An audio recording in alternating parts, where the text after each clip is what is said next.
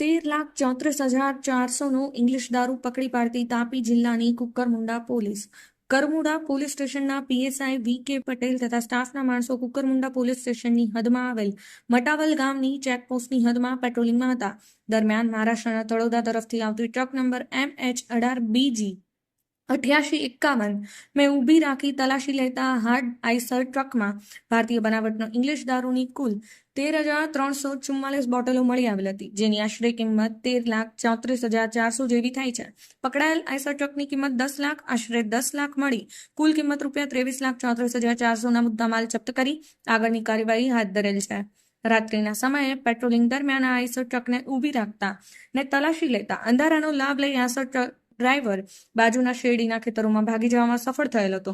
આમ તાપી જિલ્લાના છેવાડાના કુકરમુંડા તાલુકામાં મટાવલ ચેકપોસ્ટ પર આટલા મોટા ઇંગ્લિશ દારૂ પકડી ગુજરાતના નર્મદા, ભરૂચ અને વડોદરા જિલ્લામાં લીગલી ઘુસાડવામાં આવતો આ દારૂ પકડી પાડી કુકરમુંડા પોલીસ સ્ટેશનના પોલીસ ઇન્સ્પેક્ટર વી.કે. પટેલ અને તેમના સ્ટાફના માણસો એ પ્રશંસનીય કામગીરી કરી એક ઉદાહરણ ઉત્તમ પૂરું પાડેલ છે.